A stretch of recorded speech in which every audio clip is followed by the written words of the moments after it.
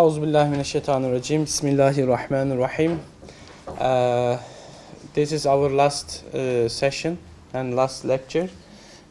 Actually, we would have another program, but since Shukran Wahide, she couldn't attend because of her illnesses, we are having this conversation today, and which is good. There's a plan of Allah.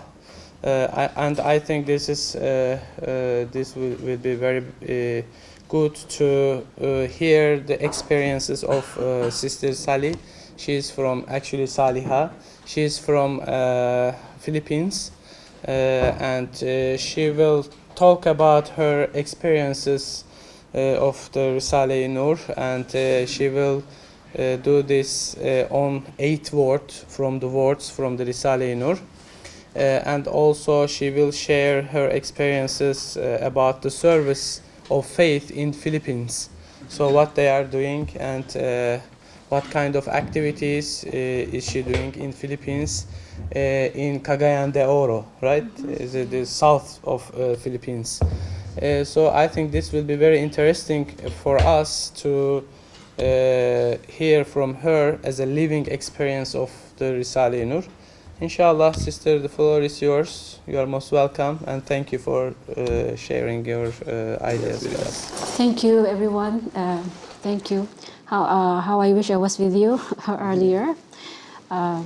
So, أعوذ بالله من الشيطان الرجيم. بسم الله الرحمن الرحيم. الحمد لله رب العالمين. الصلاة والسلام على رسولنا محمد وعلى آله وصحبه أجمعين. آمين. So I would like to begin with my journey to Islam through the Risale-i Nur. So around, I used to be with the Catholic Church, and but in my childhood I was very bothered by many things, Trinity, and especially like there was Good Friday. And they say every Good Friday, this is the time when Jesus has died. So, and then they claim that Jesus is Son of God and at the same time God. And so, it always bothered me. If Jesus died, then how could the world still be living? If he were God, how could the world be still living? Things like this bothered me a lot when I was a child. But I still went to church and asked the priests and our teachers about these things. But they always say, if you really believe, then you should not ask these questions. You should just believe, if you really have believed. But of course, Allah has given us intellect also, has given us the mind. So the mind keeps asking. So eventually, we can say I lost my faith in God, in the existence of God. I lost my faith in religion, in organized religion. So by the time I got to university, I was atheistic. Another thing was because, you see the injustices in the world. I see poverty. I see injustice and poverty, and I wonder if God exists, then where is He, and what is He doing about all these problems? So it took I got off from religion completely, but then again with atheism, life became completely meaningless. So I didn't know why the sun exists. I started to hate the trees. I started to hate the air. It's like, why do these things exist? There is no, and why do I have to wake up every morning? Why do I have to go to school? I most probably these things didn't occur in the minds of born Muslims, of those who have faith already. But these are things that bother maybe millions or billions of people. So, Alhamdulillah, finally, one of one time, like I was so tired of life, and I was going home, and suddenly I look up at the night. It was completely a different night. I mean, in Philippines, at 1 a.m., 2 a.m., there is always noise on the streets. There are people singing, dancing, but this one was different, and there was complete silence. So I looked up, and the stars were shining beautifully and brilliantly, and everything seemed to, participate. So I thought, well, how come there's such an order and there's such a beauty in the sky? And suddenly, I felt like the stars were talking. They were saying, there is order in us, there is beauty, because we have a creator, we have an artist. An artist has arranged us beautifully. So that was the beginning of faith again for me, alhamdulillah. The next morning, I went straight to church to go back to, because I didn't know Islam at the time yet. So I went back to church. I read the Bible again, but then again, the same questions were there. And I got angry again, at religion and at supposed to be God. Because, look, I'm coming back, but still I do not feel the peace. So the search continued and continued. And one day, at that time, I was teaching English to foreign students, and the guard informed me that there are two people looking for a teacher. They said we cannot send them up to the room because they are from Iraq. They could spell trouble. Sorry, Abi. So we met them finally, and they're not from Iraq, they are from Turkey. And they were Nur students. But of course, I didn't, at that time, they were probably the first Muslims that I met. So we started our classes. I was supposed to teach them English. They would say, okay, so we would meet at 9 a.m. They would say, inshallah. And I was getting angry. Like, what does this mean, inshallah? I mean, it's either a yes or a no. And they say, inshallah. So I was like, what is this Allah? Who is this Allah? You always include in your words. So that sparked my interest in who Allah is. And we began with our classes. Now, I don't know how to speak Turkish. They didn't know how to speak English. And once in a while, they would excuse themselves and then start praying, So I got like, what is this that you're doing? This is, and they say, it's prayer time. And why do you do it? Why do you have to pray? Who are you praying to? They say, it's Allah, and this is, He ordered, we do it because we want to obey Him. So that made me very interested in the belief of these two men. So I started to ask questions. Who is Allah? Do you believe in angels? Do angels exist really? Heaven and hell?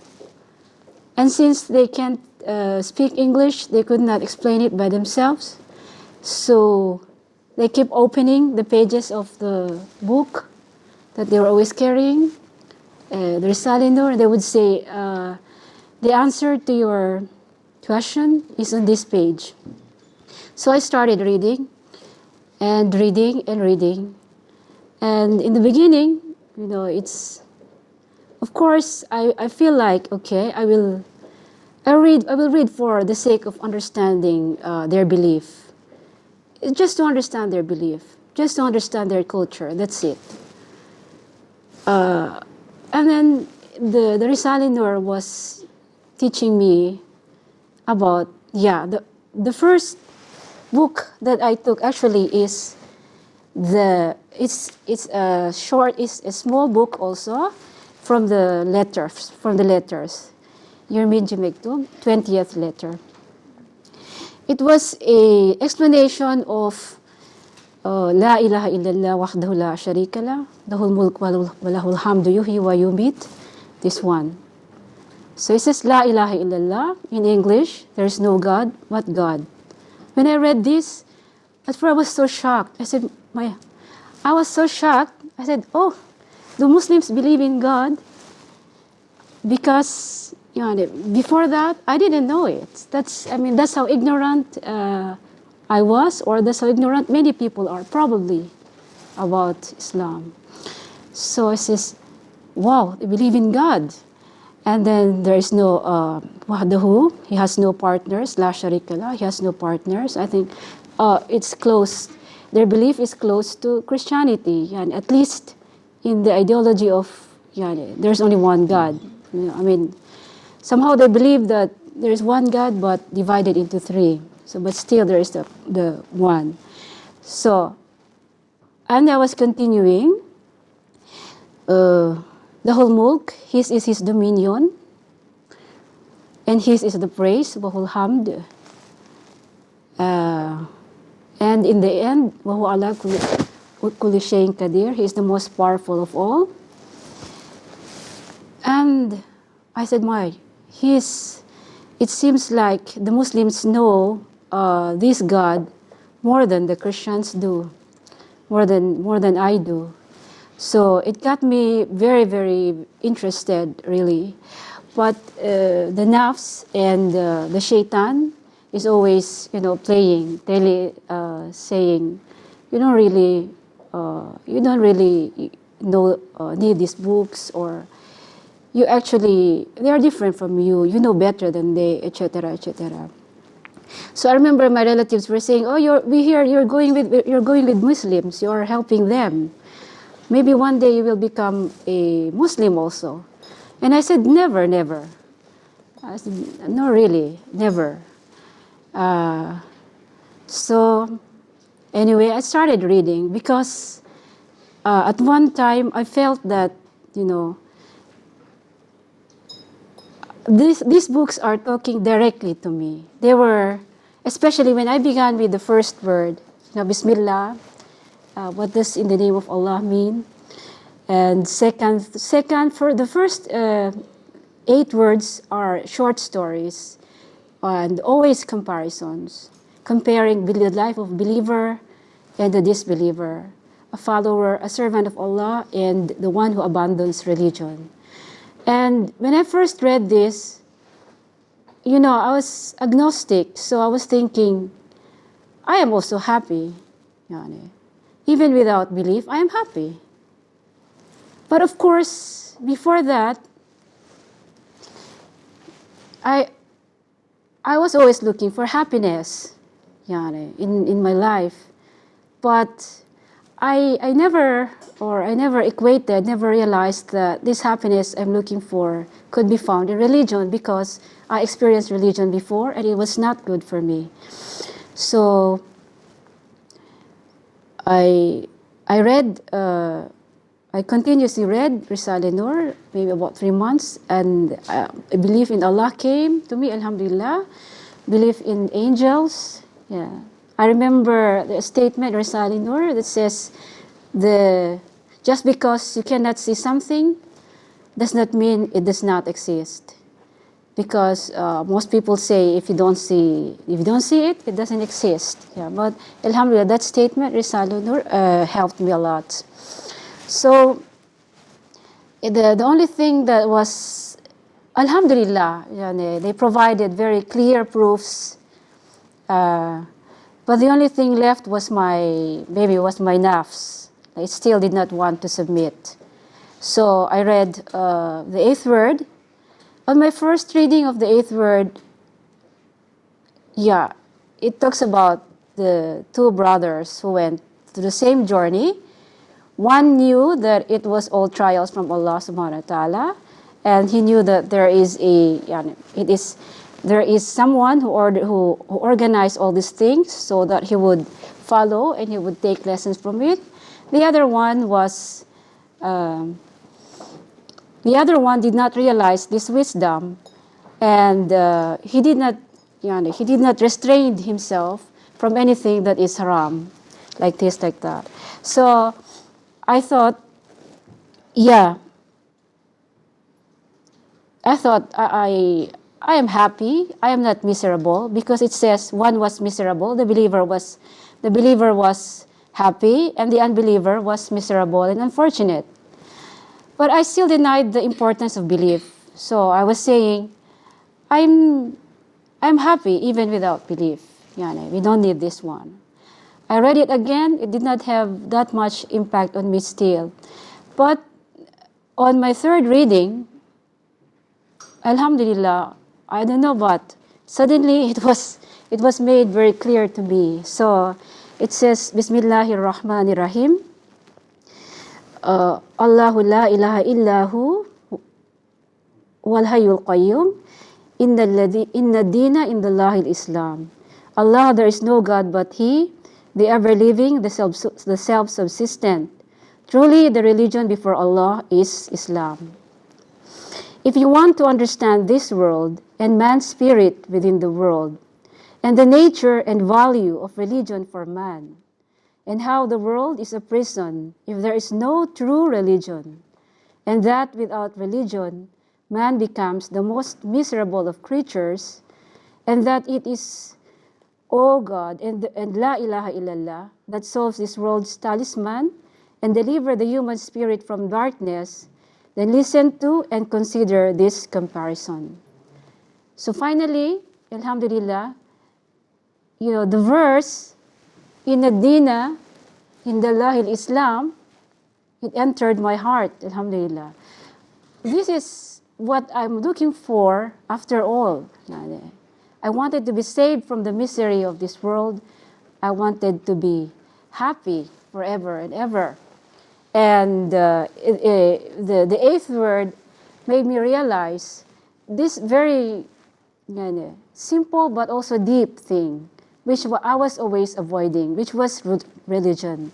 So there is religion and there is true religion. Alhamdulillah.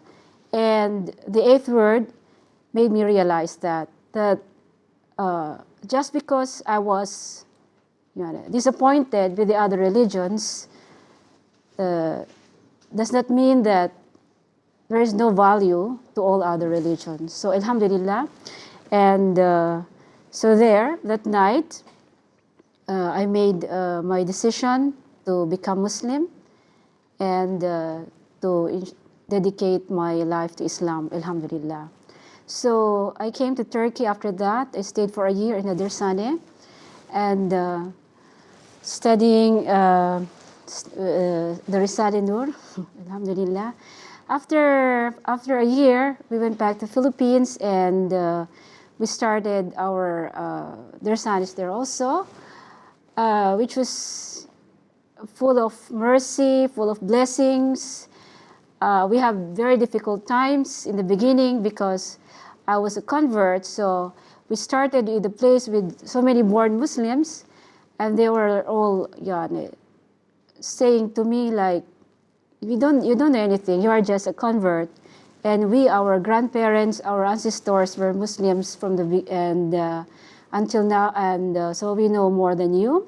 We had these challenges, but Alhamdulillah, there are people who are searching for light, Alhamdulillah, and the Risale's style and guidance is a very gentle one, especially the Risale-i Nur's on the guide for women and the guide for the Hizmet Rehberi, the guide for service. It emphasizes so much on compassion. So, Alhamdulillah, now we are taking care of some orphans, children, and many. There have been so many sisters and brothers who became Muslims, Alhamdulillah. So there are sanes also in the Philippines, because Philippines is there are very few Muslims there also. It has become like a center for new Muslims already. So they stay there, especially since most of them are abandoned by their families. Most of them are kicked out by their friends and by their families. So it is a place of shelter. It's a place where they learn the basics of Islam, like praying, fasting, And most especially, it's a place where they feel they are part of the ummah. They are part of. They have a family. They have sisters who love them and who take care of them and who are concerned with their needs. So, alhamdulillah, it's continuing. It's growing. We've had, and I remember what a professor was saying that the Risale-i Nur it has no preconditions to learn. It's open to everyone. So we have blind people who embrace Islam. Some are former drug addicts, but mashallah, all of them, most of them even, they didn't attend school, yani, because of poverty. They were not able to go to school. But even them, when we have our reading camps, this is probably the first time that they read a book. One who has not read a comics, one who has not read a short novel, is suddenly reading a 500-page book. But alhamdulillah, they are able to do so. So this is one of like a wonder, yeah, of the Risale that we experience in their Sane. So they get there, and the hold on the iman is really very strong, alhamdulillah. So it has transformed many lives in the Philippines, and inshallah, I hope that it has contributed to the betterment also of the society there. Yeah, thank you so much. Thank you very much Yeah. for sharing your experiences and talking about the service in Philippines. So, if you have any questions, comments.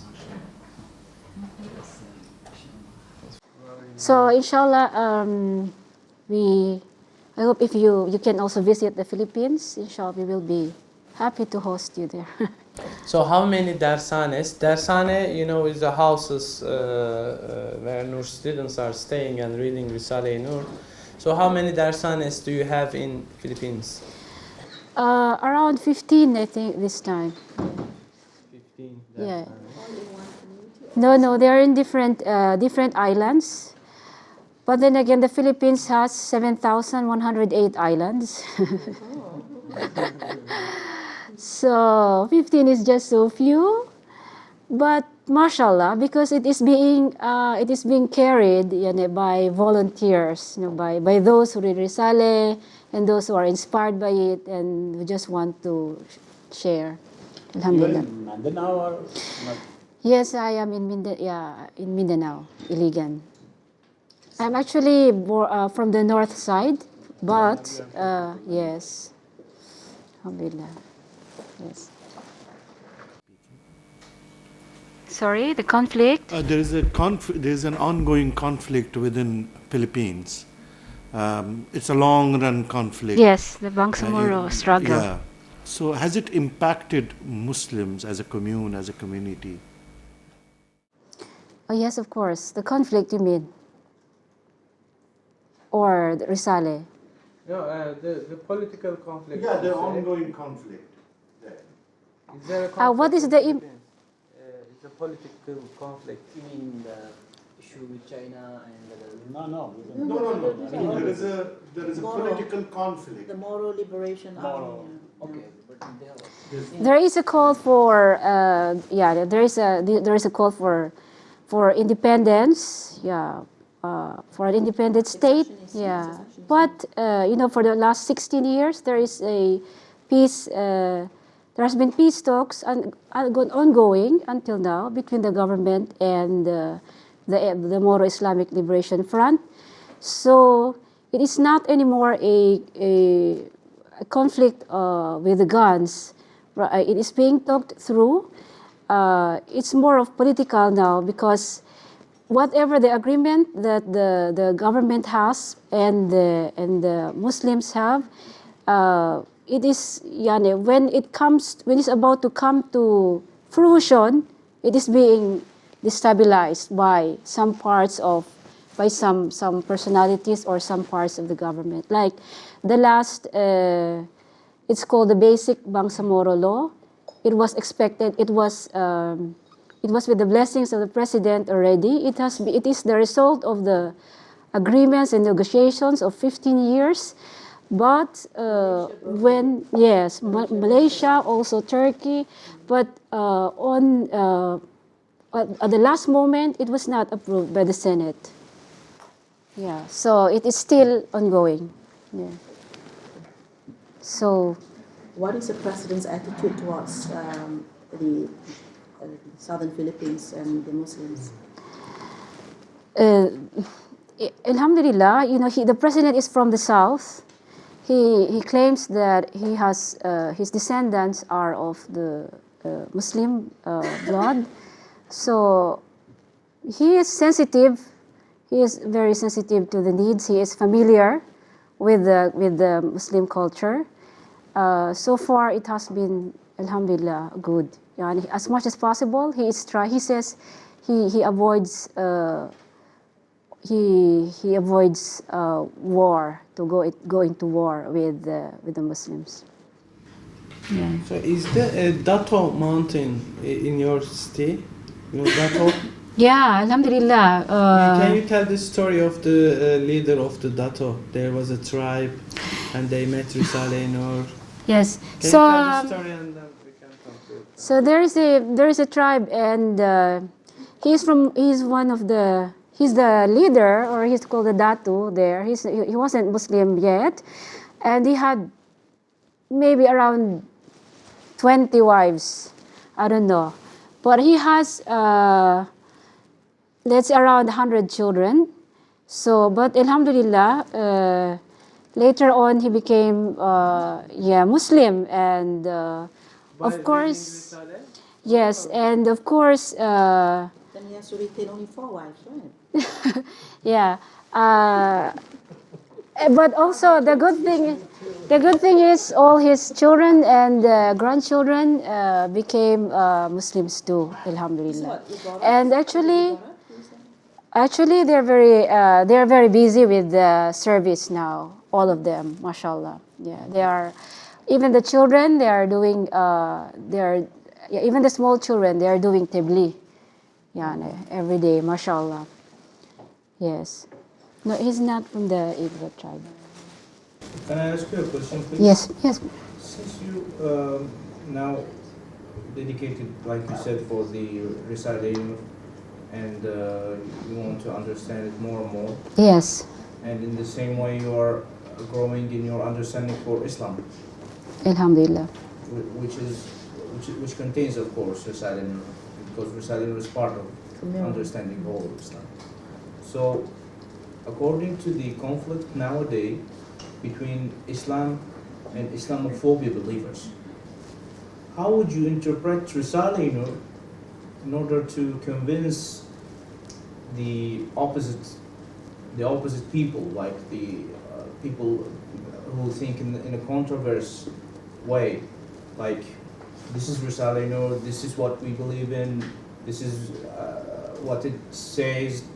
How would you think of this? What's your perspective to, like, for example, you're living in Istanbul. Just like you see Muslim, you might see secular people. Yes. And they may see you, oh, you are Muslim. And maybe they know you will follow Risale-i Nur. Hey, they will say, what I don't understand. Or what do you mean by this? So how would you interpret Risale-i Nur to maybe convince the other people, or just prove that you are on the right way? Thank you. Yes, thank you. So I mentioned a while ago that those who come to the Dersanes, are not only those who fear Islam, no, but they are actually, a lot of them are disbelievers really before. So we just weigh the Risale-i Nur teaches us the Sunnah of the Prophet Muhammad Sallam. So we use compassion. We invite them. We invite them to tea. We invite them to